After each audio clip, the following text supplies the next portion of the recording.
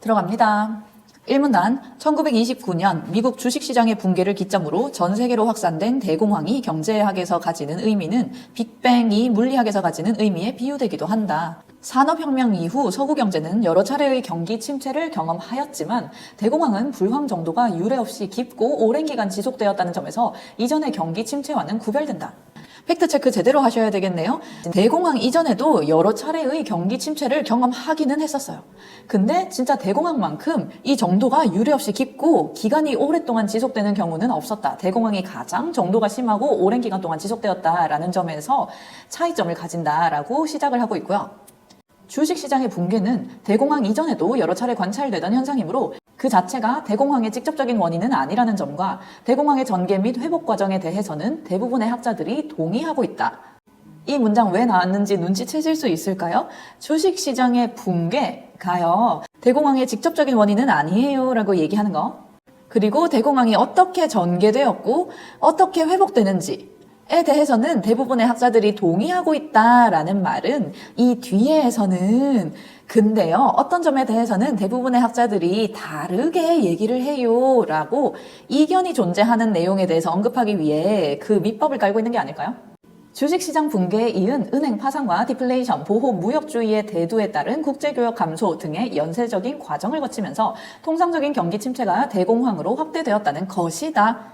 뭐뭐하는 것이다 라는 문장은 바로 앞에 있었던 문장에 대한 부연 설명인 거죠. 앞에 있었던 문장이 다시 다른 표현으로 얘기하면 이러이러했다는 것이에요 라고 얘기하고 있는 거니까 뭐에 대해서 얘기를 해주나 다시 한번 살펴보니까 주식시장 붕괴가 일단 일어났죠. 이게 직접적인 원인은 아니라고 하기는 했지만 주식시장이 붕괴했어. 여기에 이어서 은행이 파산했고 디플레이션 일어났고 보호무역주의 같은 게 생기면서 여차저차의 연쇄적인 과정을 거치면서 대공황으로 확대되었다라고 얘기했으니까 대공황의 전개에 대해서 대부분의 학자들이 동의를 하고 있어요. 이 대공황의 전개는 이런 식으로 과정을 거쳤어요 라고 얘기를 하고 있는 거네.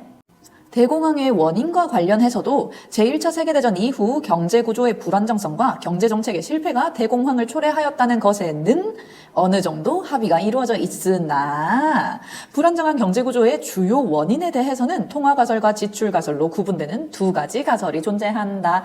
1문단 마지막 줄에서 드디어 우리가 읽을 글의 화제 잡을 수 있겠네요. 아까 대공황의 직접적인 원인이 주식시장 붕괴는 아니라고 얘기했거든요. 대공황의 직접적인 원인이 뭐냐 하면 경제구조가 불안정했기 때문이고 경제정책이 실패했기 때문이야 라고들 얘기하는데 문제는 이때 말하는 경제구조의 불안정성, 경제정책의 실패가요. 어쩌다가 이런 불안정한 경제구조가 생겼는지에 대해서는 이견이 존재하더라. 의견 대립이 존재하더라. 우리가 읽을 글은요. 경제구조가 불안정해서 대공황이 발생했는데요. 대체 어쩌다가 이런 불안정한 경제구조를 가지게 되었는지 그 원인에 대한 의견 대립에 대해서 읽게 되겠네요. 통화가설과 지출가설 두 가지 가설이 존재한다라고 얘기했으니까요. 우리는 앞으로 대공황의 원인 두 가지에 대해서 읽게 될 거예요. 통화가설과 지출가설에서 다르게 얘기를 할 거고요. 이 입장들이 대체 왜 불안정한 구조를 가지게 되어서 어떤 정책을 실패했기 때문에 대공황이 발생을 했다라고 판단한 건지 이러한 내용을 찾아야 되겠다라고 생각하고 2문단으로 내려가셔야 되겠네요. 2문단. 통화가설을 지지하는 학자들은 대공황의 원인을 미국 중앙은행인 연준의 통화정책 실패에서 찾고 있다. 첫 문장에서 첫 번째 결론 나왔다 하는 거 파악하실 수 있죠? 연준이 통화정책을 잘못해서 대공황이 발생했다라고 주장하는 게 통화가설이네요. 연준이 뭐냐 하면 미국의 중앙은행이다라고 적혀 있고요. 그러면 우리 이런 거 비슷한 거 여러 번 했잖아요. 통화가설이 무슨 얘기를 하냐 하면 통화정책이 잘못했다라고 얘기하는 게 통화가설인 거네. 그러면 어떤 정책을 실패했는지는 이미 나왔고요. 우리가 찾아야 되는 건 왜 불안정한 경제구조가 생겼는지, 불안정한 경제구조의 원인에 대해서 아직 얘기가 안 나왔으니까 그거를 찾아야 되겠다라고 생각하고 계속 읽으시면 돼. 연준이 1920년대 중반까지 공개시장에서 국채 매입을 통해 통화량을 확대함에 따라 주식시장으로 자금이 유입되었고 전반적인 물가와 더불어 주식과 같은 자산 가격이 상승하기 시작하였다. 연준이 아까 통화정책을 잘못했다 했잖아요. 연준이 실제로 어떤 잘못을 저질렀는지에 대한 부연 설명이 이어지고 있어요. 비례 반비례 관계 적혀 있는 거 체크하면서 읽도록 할게요. 그 전에 연준이 국채 매입을 했어요. 국채 매입을 했더니 통화량이 확대가 됐대요. 배경 지식 있으신 분은 쉽게 따라갈 수 있을 테고요. 없으신 분은 국채 매입을 하면 통화량이 확대되나 보다라고 생각하시면 되죠. 국채는 나라에서 발행하는 채권이고요. 근데 나라가 채권을 매입, 사들인다는 건 시중에 있는 채권을요, 나라가 다시 수거한다는 얘기잖아요. 정부가 다시 수거를 하면 채권을 사들이기 위해 정부가 당연히 돈을 줘야 되겠죠? 시장에 채권을 사들이기 위해 돈을 지불했기 때문에 시장에 돌아다니는 통화량, 가장 단순하게 얘기해서 화폐의 양이 증가했다라고 적혀 있는 거고, 이까지 몰라도 전혀 문제 없고요. 국채 매입을 통해서 통화량을 확대했어. 그거에 따라서 주식시장으로 자금이 유입되었다더라. 그랬더니 전반적인 물가가 올라가고 주식과 같은 자산 가격도 상승을 했다 하더라. 이 자산에 주식 같은 아이들이 포함이 돼 있다. 잊으시면 안 되고요. 당시의 세계는 국제통화 제도로 금 보유고가 증가할 경우 통화량도 같이 증가시켜 자국 화폐와 금의 교환 비율을 일정하게 유지하는 금 본위제를 채택하고 있었다. 금 본위제가 뭔지에 대한 설명이에요. 자국 화폐와 금의 교환 비율을 일정하게 유지하는 게 금 본위제라는 거고요.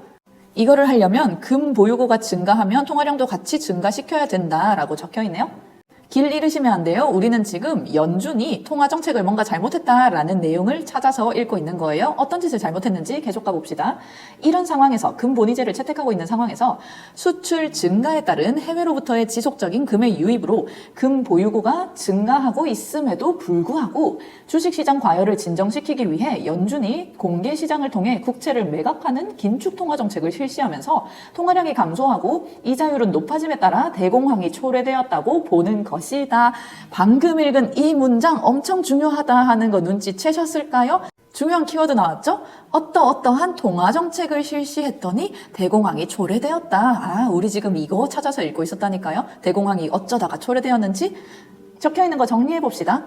수출 증가에 따른 해외로부터의 지속적인 금의 유입으로 금 보유고가 증가하고 있었대. 그때 당시에 증가하고 있었다라고 얘기하는데 바로 앞에 금 보유고가 어쩌고저쩌고 라는 내용이 있었잖아요. 계속해서 앞뒤 문장 연결하면서 읽으셨었어야죠. 금 보유고가 증가하면 그 당시에는 금 본위제였잖아요. 금 보유고가 증가하면 뭐 해야 한다라고 얘기했어요. 통화량도 같이 증가시켜야 하는 게 금 본위제였거든요. 근데 그럼에도 불구하고니까 통화량 증가시켰게 안 시켰게? 안 시켰다는 얘기가 이어지는 거였죠. 그럼에도 불구하고 왜 때문에? 주식시장 과열을 진정시키기 위해. 갑자기 주식시장 과열 얘기는 왜 나왔나요? 아까 얘기 있었잖아요. 여차저차 해서요. 여차저차 하는 바람에 이렇게 되면서 주식과 같은 자산 가격이 상승했다. 이때 말하는 주식과 같은 자산 가격 상승이요. 밑에서 이어지는 주식시장 과열로 연결되는 거예요. 아까 그래서 국채 매입을 얘네가 해버려서요. 국채 매입을 해버렸더니 주식시장이 과열되고 있는 거예요. 그래서 주식시장 과열을 진정시키기 위해서는 이제 다시 뭘 어떻게 해야 한다. 국채를 다시 되팔아야 되는 거죠. 매각하는 긴축 통화 정책이란 걸 실시를 했다 하더라. 아까 국채 매입을 해서 문제가 됐으니까 이제 다시 국채를 매각해야 돼. 주식시장이 과열되는 걸 방지하려면. 그랬더니 통화량이 당연히 감소를 하겠죠. 이러려고 실시한 거니까요. 통화량이 감소는 하는데요. 문제는 이게 앞에서 얘기했던 금 본위제. 이것과 배치된다는 거지. 계속 갑시다. 통화량이 감소하고 이자율이 높아져서요. 대공황이 초래되게 되었다라고 정리가 되어 있는 거네요. 이게 결국 통화가설이 얘기하는 통화정책의 실패다라고 정리해 주셔야 돼요. 이러한 대공황을 극복하기 위해서는 통화량을 확대하는 정책을 추진해야 했음에도 불구하고 당시 연준은 상업활동에 사용된 어음만을 인수하여 통화량을 증가시키는 진성어음주의를 통화정책의 기조로 삼고 있어 상업활동이 위축되는 대공황 시기에 통화가 오히려 줄어들게 함으로써 문제 해결을 더욱 어렵게 만들었다. 계속해서 연준이 통화정책을 잘못 실행했어요 라는 추가적인 내용 나오고 있네요. 아까까지는 대공황을 어쩌다가 유발했는지 대공황이 초래되게 만든 통화정책 실패였고요. 지금부터는 그 대공황을 극복하지 못하고 오랫동안 지속시키게 된 통화정책 실패다라고 구별해 주시면 되겠네. 분명히 지금 통화량이 감소되게 만든 게 문제였잖아요. 그러면 다시 통화량을 확대시켜야 했거든. 근데 상업활동에 사용된 어음만을 인수하여 통화량을 증가시키는 진성어음주의라는 게 있어서요. 그래서 상업활동이 위축되는 대공황 시기에요. 통화가 오히려 줄어들게 되었다라고 적혀 있잖아요. 어음은 채권이랑 기본적으로 유사한 메커니즘을 가지고 있는 건데요. 그냥 발행하는 주체가 다르다 그래서 그냥 채권이랑 유사하다 정도로만 정리해 주시면 돼요. 어음이 뭔지 자세하게 알고 이 글을 읽을 거라고 기대하지 않으셨을 거거든. 여튼 상업활동에 사용된 어음만 인수해서 통화량을 증가시키는 데 쓸 수 있도록 하는 진성어음주의라는 걸 채택하고 있어요. 근데 상업활동이 위축됐으니까 당연히 상업활동에 사용된 어음도 줄어들었겠죠. 그러면 통화량을 증가시킬 수 있다 없다? 없다라는 얘기가 되어서 결과적으로 통화가 오히려 줄어들게 되었다더라. 문제 해결을 더욱 어렵게 만들었다. 진성어음주의 하에서의 통화정책은 경기 순응적인 정책으로 불황기에는 통화량을 감소시켜서 시장 유동성을 줄이는 방향으로 작동되었던 것이다 라고 했으니까 마찬가지 앞에 나왔던 문장에 대한 또 다른 표현이라니까요. 새로 나온 표현인 시장 유동성이 줄어들었다 이것만 체크해 놓을게요. 통화 긴축으로 인해 주식시장이 폭락하고 기업이 파산하면서 일부 은행이 도산되고 있음에도 당시 연준의 소극적인 대응으로 이후 은행이 연쇄 도산되었고 이는 통화량을 추가적으로 위축시킴으로써 물가가 지속적으로 하락하는 디플레이션을 야기하고 실물 경제의 악화를 초래하였다. 여기에서 이거 기억하는 사람 대박. 은행이 연쇄 도산되었다라는 표현이 비슷한 게 일문단에서 나왔던 것 같은데 라고 기억할 수 있으면 진짜 대박이고요. 그게 지금 기억이 안 나시면 일단 지금 읽고 있는 문장이 무슨 내용? 대공황이 어떤 식으로 전개되고 있는지에 대한 설명이구나 라는 건 인지를 해주셔야 돼요. 지금까지는 대공황의 원인이었고 지금부터는 대공황이 어떤 과정으로 이어지고 있는지. 주식시장 폭락했어요. 거기에 연준이 대응을 잘못해서 은행이 연쇄 도산했어요. 통화량이 더 위축되었고요. 디플레이션이 야기되어서요. 실물 경제가 악화되었어요. 라고 적혀 있는 거. 과정이다 라는 거 인지하셨으면 잠깐 1문단 올라가서 확인 좀 해볼게요. 1문단에 있었던 무슨 내용과 이어지냐 하면 주식시장 붕괴에 이은 은행 파산, 디플레이션, 보호무역주의 내용은 아직 없기는 했지만 이런 연쇄적인 과정을 거치면서 대공황으로 확대되었다라고 얘기했잖아요. 보통 경기 침체가 아니라 엄청나게 영향력이 큰 대공황. 대공황이 어떻게 유례 없이 깊고 오랜 기간 동안 지속될 수 있도록 영향의 범위가 넓어졌는지 그 전개 과정에 대한 설명이었었어요. 주식시장 붕괴, 은행 도산, 그리고 디플레이션 똑같이 적혀있다 하는 거 이제 이해가 되시죠?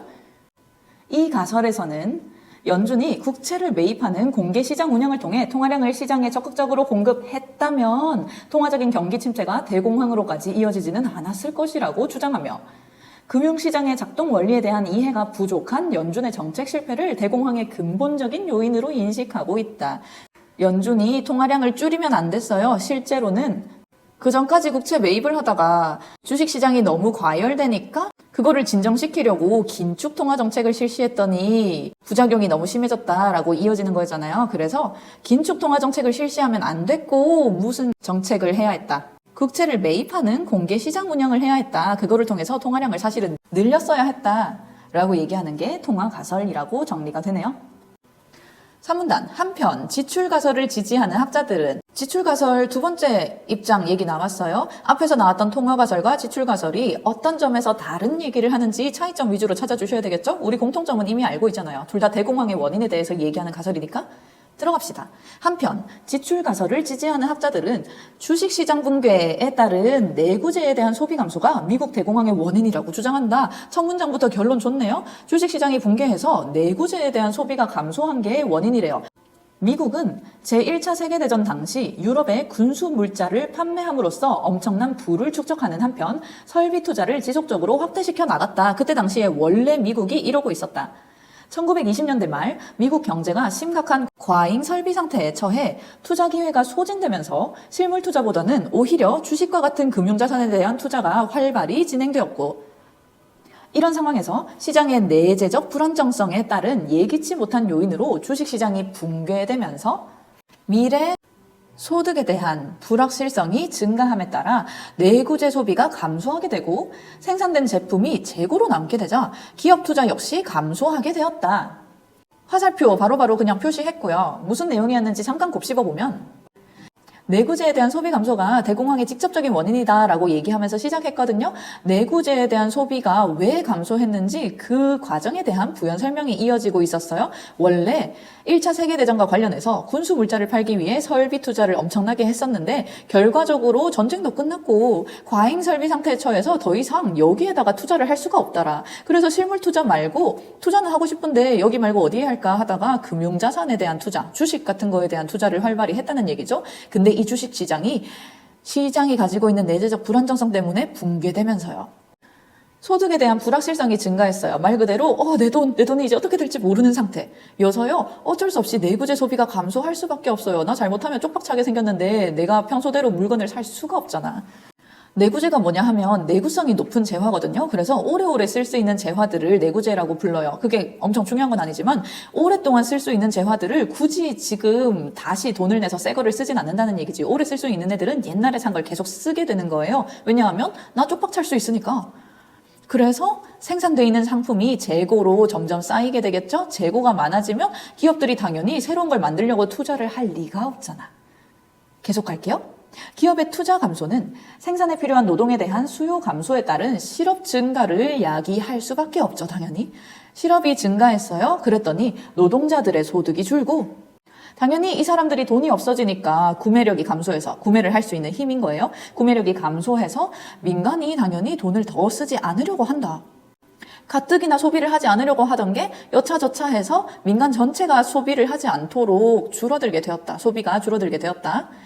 소비 수요 감소는 디플레이션과 더불어 내가 여기서 왜 물결을 치는지 납득하셨을까요? 우리 아까 1문단에서도 나왔고 2문단에서도 나왔잖아요. 지금 읽고 있는 건 대공황이 어떤 과정을 거쳐서 전개되고 있는지인 거예요. 주식시장 붕괴했고요. 디플레이션 나왔고요. 은행의 연쇄 도산 뭐 그런 얘기가 있어야 되는데 기업 파산을 유발하고 이는 가계 및 기업 대출의 부실로 은행들의 대출 원리금 회수가 어려워지고 이는 연쇄적인 은행 파산으로 이어지면서 결국 대공황이 발생하였다고 보는 것이다. 이 가설에서는 미국에서 발생한 대공황이 전 세계로 확산된 원인으로 당시의 국제통화제도였던 금본위제를 들고 있다. 이 문장에서 여러분이 생각해줘야 되는 거 두 가지. 아까 이 문단의 통화가설에서는요, 여차저차해서 미국의 연준이 정책을 잘못 펼쳐서요, 대공황이 발생했어요 하고 끝났거든요. 근데 지금 읽고 있는 지출가설에서는요, 미국에서 발생한 이 대공황이 어쩌다가 전 세계로 확산이 되었는지에 대해서도 설명해주고 있다. 아까는 이런 설명 없었거든. 미국 내에서 대공황이 발생했다 끝이었거든. 왜 전 세계로 확산됐는지 지금부터 얘기를 해줄 거고요. 그 원인으로 금본위제를 들고 있다는 거. 그러면 금본위제 때문에 뭔가 문제가 생겼다라고 인식하는 건 두 입장의 공통점이고요. 근데 금본위제 때문에 전 세계로 확산되었다라고 얘기하는 건 지출가설에만 해당하는 설명인 거예요. 중요. 금본위제가 왜 전 세계로 대공황을 확산시켰다라고 얘기하는지 이해하러 넘어가 볼게요. 대공황 발생 이후 미국은 보호무역을 통해 해외로부터의 수입을 줄이고 외국에 빌려준 돈을 금으로 환수했기 때문에 다른 나라들의 금 보유고가 줄어들 수밖에 없었다. 다른 나라에 어떤 영향을 미쳤는지 시작되었네요. 대공황이 발생했어요. 미국이 자국을 이제 보호해야 돼. 그러니까 이제 수입 안 하고요. 자기들이 다른 나라에 뿌렸던 돈을 다시 걷어가야 되는 거죠. 왜냐하면 미국 내에 지금 돈이 없으니까요. 수입 안 하고요. 외국에 빌려준 돈을 다시 걷어가는데 걷어갈 때요. 금으로 환수를 했대요. 그래서 다른 나라의 금 보유고가 줄어들었대요. 까지 괜찮죠? 금본위제 하에서는 금과의 교환성을 유지하기 위해 이들 국가들은 줄어든 금 보유고만큼 자국의 통화량을 줄이게 되었고 아까 이 문단에서 읽었던 내용 기억나시죠? 아까 이 문단에서 금 보유고가 증가하면 통화량도 증가시켜야 된다 했거든요. 금 보유고가 감소했으니까 통화량도 감소시켜야 돼. 통화량을 줄이게 되었고 이는 결국 국내적으로 디플레이션과 경기 침체를 유발하면서 이때 국내라는 건 다른 나라들을 가리키죠. 미국의 대공황이 전 세계로 전파되는 과정을 거쳤다고 설명한다. 이들은 대공황의 원인이 결국 민간의 소비 수요의 감소에 따른 것이므로 정부가 적자 재정을 통해 민간 수요를 진작하고 인플레이션을 유발하는 팽창적 재정 정책을 실시하였다면 대공황을 극복할 수 있었을 것이라 주장한다. 이와 더불어 각국 통화 당국의 재량적이고 신축적인 통화량 조절을 위해서는 국제통화제도의 개편이 필요함을 역설하였다. 어휘 체크하세요. 역설이라고 하면 그냥 힘력자거든요. 힘 주어서 얘기했다는 얘기. 강하게 얘기했다라는 뜻이어서 그냥 강조했다 정도로 생각하시면 돼요. 여기까지 지출가설에 대한 설명이었고요. 앞에서 읽었던 통화가설과 지금 읽은 지출가설 차이점 제대로 정리해 주셔야 되겠네요. 통화가설은 말 그대로 통화정책을 잘못했어요 라는 얘기였어요. 긴축적인 통화정책을 펼치면 안 됐고 확장적 통화정책을 펼쳤어야 돼 라고 얘기하는 애들이었고, 지금 읽고 있는 지출가설은요. 소비가 감소하는 게 문제였거든. 그래서 소비를 많이 할 수 있도록 무슨 정책을 펼쳐야 했다. 팽창적 재정정책을 실시해야 했다. 팽창적 혹은 확장적이라고 얘기하기도 하죠. 재정정책을 제대로 했었어야 돼 라고 얘기하는 게 지출가설, 통화정책을 제대로 했었어야 돼 라고 얘기하는 게 통화가설이라고 정리하시면 되겠네요. 4문단. 아직까지도 대공황의 원인에 대해 상이한 가설이 대립하는 이유는 여전히 그 원인이 명확히 규명되지 않았기 때문이다. 팩트체크 제대로 하셔야 되겠네요. 그 원인은 명확히 규명되지는 않았어요. 하지만 대공황의 원인과는 별개로 대공황이 남긴 유산은 명확해. 대공황의 회복 과정에서 정부의 역할에 대한 민간의 인식이 변화했고요. 이와 함께 경기 대응과 위기 관리를 위한 정부의 개입과 간섭이 정당화되면서 공공부문이 확대되었으며 그동안 신봉되어 왔던 보이지 않는 손에 의한 시장 기능을 지지하는 자유방임주의는 수정되지 않을 수 없었다라고 적혀 있는 게 앞에서 말한 대공황이 남긴 유산인 거죠. 대공황이 우리에게 어떤 영향을 미쳤냐 하면 정부의 역할에 대한 민간의 인식이 변화했어요. 어떻게 변화했을까를 생각해 보시면 이 뒤에 있는 문장에서 이어져요. 경기 대응과 위기 관리를 위한 정부의 개입과 간섭이 정당화되었어요. 그래서 이와 함께라고 적혀 있지만 사실은 민간의 인식이 변화되었다. 어떻게 변화되었냐에 대한 설명이라고 생각이 들어서 여기에다가 넘버링을 해놓을게요. 첫 번째 변화, 정부의 개입과 간섭이 정당화되었어요. 정부가 어느 정도 시장에 개입을 해야 해 라고 얘기하면서 공공부문이 확대가 되었고요. 동시에 그동안 신봉되어 왔던 보이지 않는 손에 의한 시장 기능을 지지하는 자유방임주의라는 애들이 있었는데요. 이 자유방임주의는 수정되지 않을 수 없었다 하잖아요. 않을 수 없었다는 이중부정이죠. 이중부정이면 그냥 둘 다 없애야 되죠.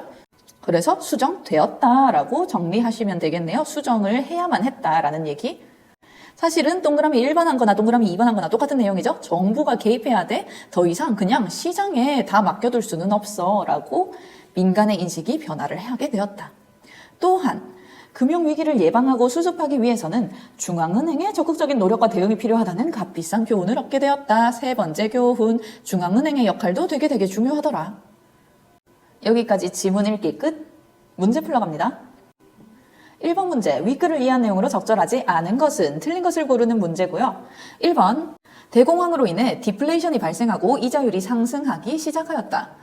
디플레이션 얘기는 1문단부터 있었고요. 여러 번 강조됐었죠. 은행의 연쇄 파산, 디플레이션 이러한 과정을 거치면서 대공황이 전개가 되었다라고 얘기를 했고요. 이자율 상승에 대한 내용은 2문단에 있었어요. 통화가설에만 해당하는 설명이기는 했지만 여차저차해서 이자율 상승이 초래됨에 따라서 대공황이 초래되었다라고 문장이 적혀 있거든요. 사실은 디플레이션도요. 여차저차한 과정을 거쳐서 대공황이 다른 부문에까지 연쇄적으로 영향을 미쳤다 이기 때문에 둘 다 대공황을 초래하게 된 원인인 거고요.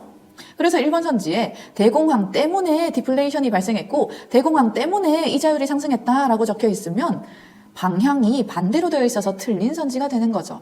괜찮죠?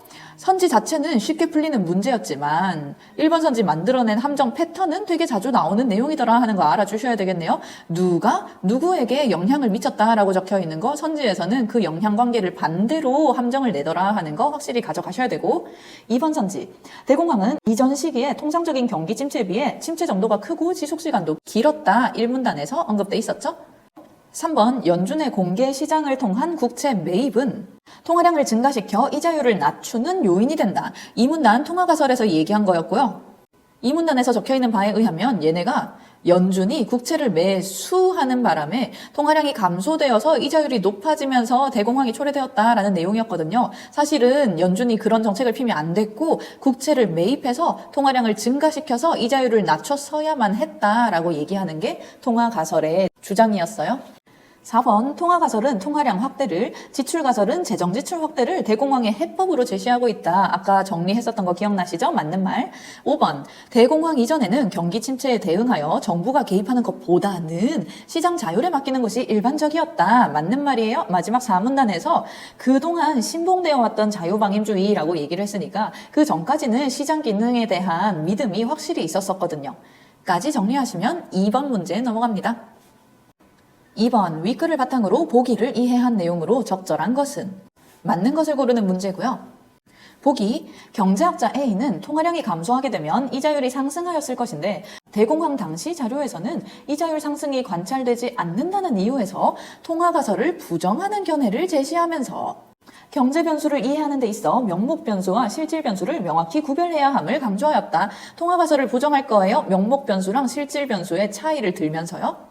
그는 화폐 단위로 표시된 명목 통화량이 감소한 것은 분명하나 디플레이션으로 인해 실제 물가 역시 하락하고 있어 명목 통화량을 실제 물가로 나눈 화폐의 구매력을 나타내는 실질 통화량은 감소하지 않았으며 이에 따라 실질 이자율 역시 상승하지 않았다는 것이다. 지문과의 연관성 확실히 잡을 수 있으실까요? 일부 인정은 했어요. 무엇을 인정했냐 하면 명목 통화량은 감소한 게 맞아요. 이까지는 통화가설과의 공통점. 근데 지금부터 통화가설이 얘기하지 못한 통화가설의 한계에 대해서 지적하는 거였죠. 디플레이션 때문에 실제 물가도 하락하고 있었으니까. 결과적으로 실질적인 통화량은 감소하지 않았다. 분명히 통화가설에서 얘기하기를 통화량이 감소해서 문제였다라고 했거든요. 그러니까 통화량을 확장시키는 통화량을 늘리는 정책을 펼쳤어야 했는데 라는 주장으로 이어졌었던 거잖아요. 근데 걔네의 주장과는 달리 실질적인 통화량은 감소하지 않았어요. 왜냐하면 명목 통화량을 실제 물가로 나눈 게 바로 실질 통화량인데 전부 같은 말. 분자에 있는 명목 통화량만 감소했으면 당연히 실질 통화량도 감소했을 거예요. 근데 사실은 실제 물가도 같이 감소하고 있었기 때문에 이 전체의 수치는 뭐 유지될 수도 있고 높아질 수도 있고 여튼 통화가설이 주장한 바와 달리 실질 통화량은 감소하지 않았다라고 주장을 하고 있는 게 경제학자 A인 거거든요. 실질 통화량이 감소하지 않았으니까 당연히 실질 이자율도 상승하지 않았어. 라고 주장을 하면서 통화가설에 대해서 부정한 게 경제학자 A고요. 그러나 여기서 계산된 실질 이자율은 명목 이자율의 실질 인플레이션을 차감한 사후적 실질 이자율로서 실물 경제에서 투자와 소득을 실제로 결정하는 사전적 실질 이자율과는 개념적으로 구분된다라고 얘기해서 처음에 이 보기를 읽을 때는 A가 통화가설을 부정했다가 보기 전체 내용의 포인트인 줄 알았는데요. 알고 봤더니 통화가설을 부정하는 A라는 사람이 있는데요. 이 사람이 뭔가 다른 개념을 사용해서 주장을 펼쳤어요 라고 글이 이어지고 있네요. 그러나 이후에 있는 문장 정리합시다. 경제학자 A가 쓴 이자율 개념은 사후적인 실질 이자율이래요. 근데 사실 실물 경제에서 진짜 투자와 소득을 결정하는 건 사전적 실질 이자율이어서 둘이 명백히 다르다라고 문장이 이어지고 있었고요. 여기에서 투자와 소득을 실제로 결정했다는 게 실질적인 영향력을 가지고 있다라는 맥락인 거니까 지금 이 보기에 글을 쓴 사람은요. 사후적인 게 중요한 게 아니고 사전적 이자율이 중요하다라는 입장을 취하고 있는 거잖아요. 계속 읽어볼게요. 다른 이자율보다는 사전적 실질 이자율이 실물 경제에 미치는 효과를 중시하는 통화가설에 따르면 통화가설이 사전적 실질 이자율을 중시했네요. 통화가설에 따르면 통화량의 감소에도 불구하고 명목 이자율이 상승하지 않더라도 명목 이자율이 상승하지 않는 게 중요한 게 아니고 사전적 실질 이자율의 인상으로 경기 침체가 발생할 수 있다. 명목 이자율은 변하지 않아도요. 사전적 실질 이자율이 인상되면 통화가설이 주장한 바대로 경기 침체가 발생할 수 있대요. 왜 이런 현상이 일어나는지에 대해서 지금부터 설명을 해주겠죠? 명목 이자율은 사전적 실질 이자율에 미래에 예상되는 기대 인플레이션율을 더한 것이다. 사칙 연산으로 바꿔놓을게요. 그러므로 통화량 감소로 물가 하락이 예상되어 기대 인플레이션율이 음수인 상황, 즉 디플레이션이 예상되는 경우에는 사전적 실질 이자율은 명목 이자율을 상회하게 된다. 이 문장 앞에 문장이랑 연결합시다. 지금 상황 자체가 물가 하락이 예상되어서 기대 인플레이션율이 음수, 마이너스인 상황이래요. 사람들이 전부 다 물가가 하락할 거를 예상하고 있어요. 그러면 앞에서 얘기한 명목 이자율이요. 사전적 실질 이자율에서 미래에 예상되는 기대 인플레이션율을 더한 거였는데 뒤에 있는 미래에 예상되는 기대 인플레이션율이 마이너스인 상황인 거잖아요. 얘가 마이너스니까 사전적 실질 이자율이 명목 이자율보다 커진다. 왜냐하면 사전적 실질 이자율에서 이만큼 특정 수치를 뺀 값이 명목 이자율이 되는 거니까요. 명목 이자율이 더 작아진다라는 내용이 되는 거예요. 까지 괜찮죠? 이 얘기를 왜 하고 있는지 기억하실까요? 바로 앞에 문장. 명목 이자율이 상승하지 않아도 사전적 실질 이자율은 높아질 수 있다. 왜 이런 일이 생기나 봤더니 미래에 기대되는 인플레이션율이 음수면 명목 이자율이 유지되더라도 사전적 실질 이자율이 더 높을 수 있다라고 지금 주장을 하고 있는 거예요. 이렇게 사전적 실질 이자율이 높아지게 되면 투자가 줄어들고 생산 및 소득이 감소되며 그 결과 경기 침체를 초래하게 된다 라고 얘기하고 있는 거.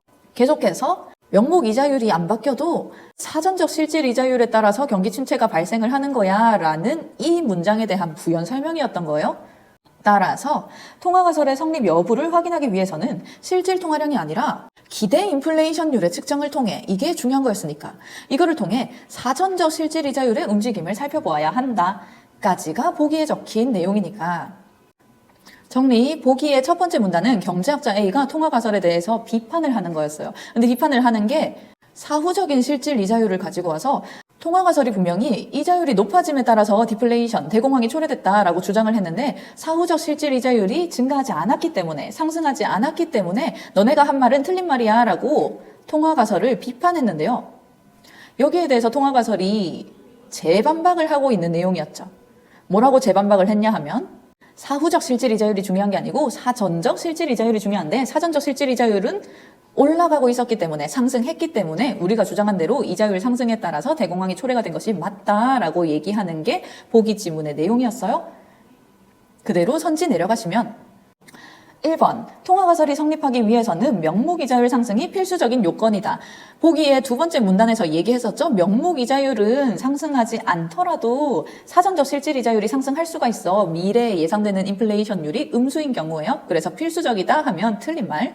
2번, 통화가설을 지지하는 학자들은 대공황 당시에는 기대 인플레이션율이 실제 인플레이션율을 상회하였다고 주장할 것이다.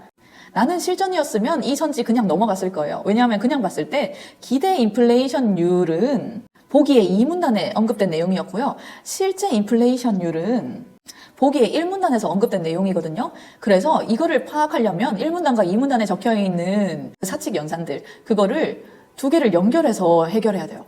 시간이 너무 많이 걸릴 것 같아서 실전이었다면 나는 이거 패스했을 거고요. 다만 지금은 공부 중이니까 기대 인플레이션율과 실제 인플레이션율이 어떤 관계를 가지고 있는지를 지금부터 파악해야 되잖아요. 찾아가 봅시다. 기대 인플레이션율은 관계된 식이 여기에 있었죠. 명목 이자율이요, 사전적 실질 이자율과 기대 인플레이션율을 더한 거였거든요. 그리고 실질 인플레이션율은 어디 있었나 찾아가 보시면 명목 이자율에서 실제 인플레이션율을 차감한 게 사후적인 실질 이자율이다 라고 적혀 있었거든요. 그대로 내려와서 식 알아보기 편하게 정리 좀 할게요. 아까 설명했던 거 보기에 1문단에 적혀 있는 실제 인플레이션율과 관련된 사칙 연산이고요. 그리고 2문단에 적혀 있는 기대 인플레이션율과 관련된 사칙 연산이에요. 우리가 판단해야 되는 건 기대 인플레이션율이 실제 인플레이션율보다 더 컸는지, 그거를 판단을 해주셔야 되겠네요. 이거 두 개 비교하기 쉽도록 식을 다시 정리했어요. 이런 식으로요. 이까지는 하실 수 있으시죠, 여러분들? 얘를 이쪽으로 옮겼고요. 얘를 이쪽으로 옮겼어요.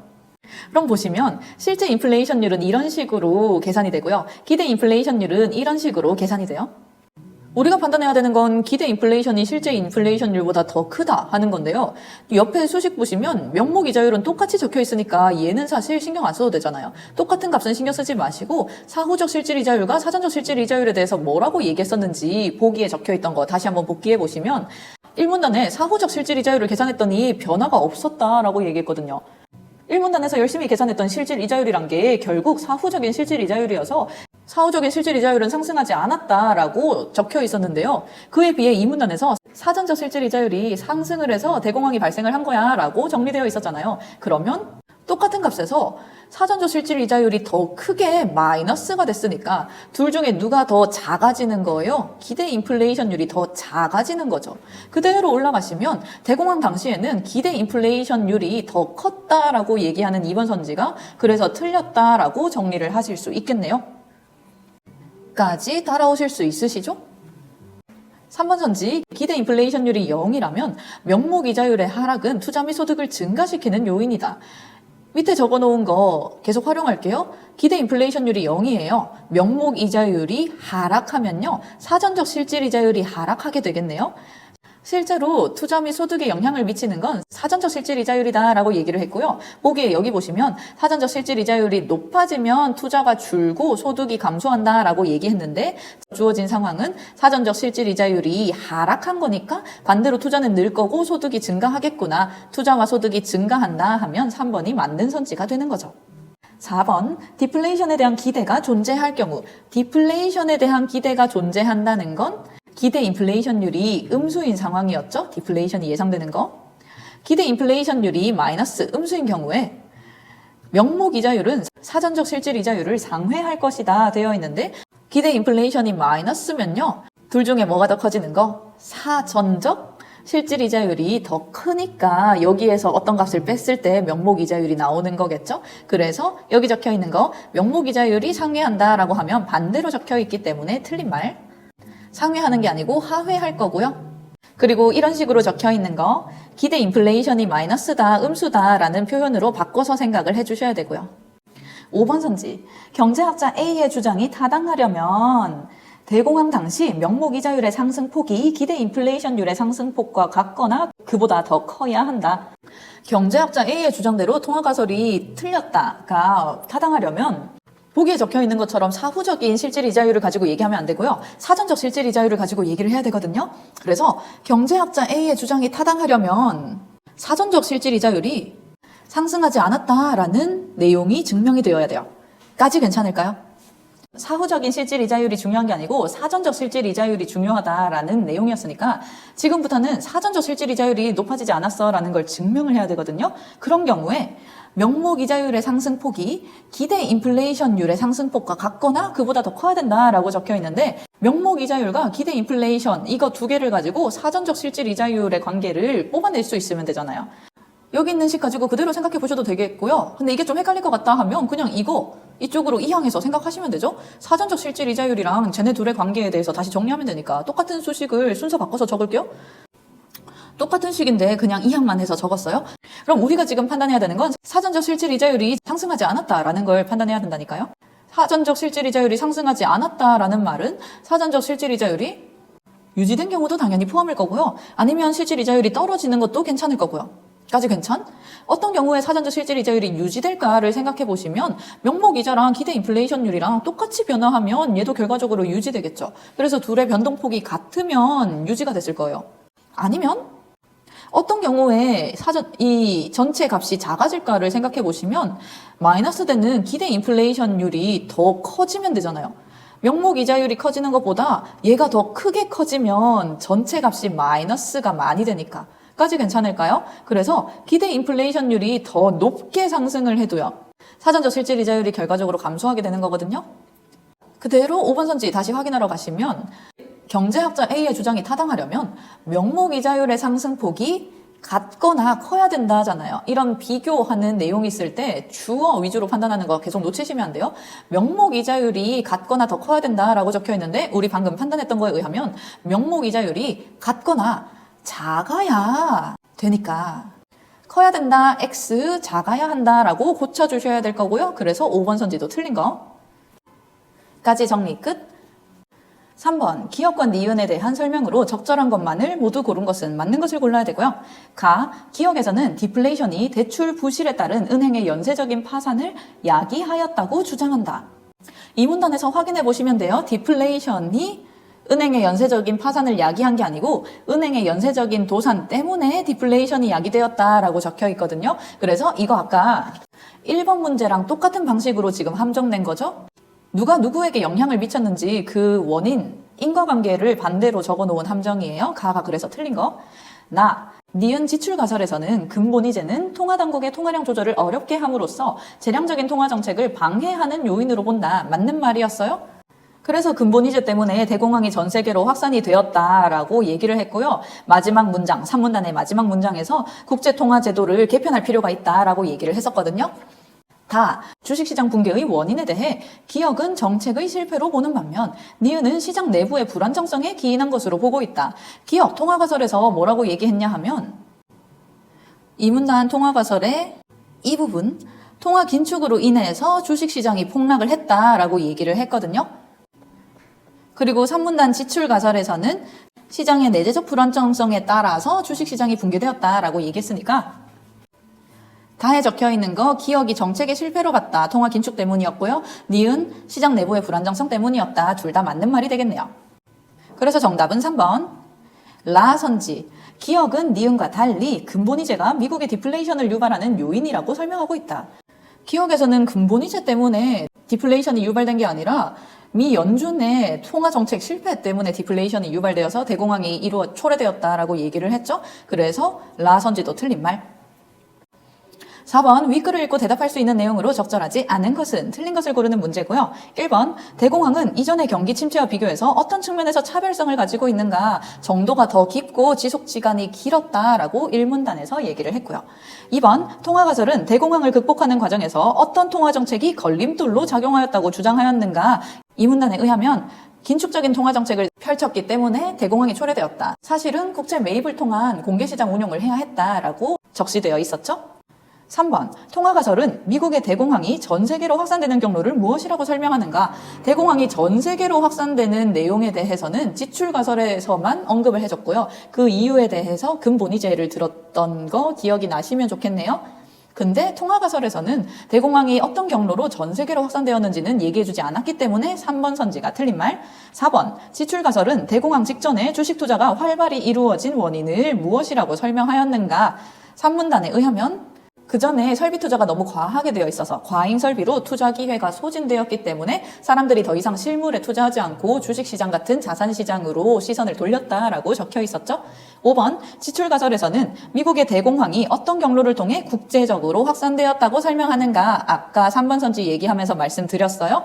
3문단에서 국제적으로 확산되는 과정에 대해서 언급이 되어 있었기 때문에 5번 선지는 정답을 찾을 수 있는 질문이 됩니다. 여기까지 이 지문 마무리하도록 할게요. 고생했어요.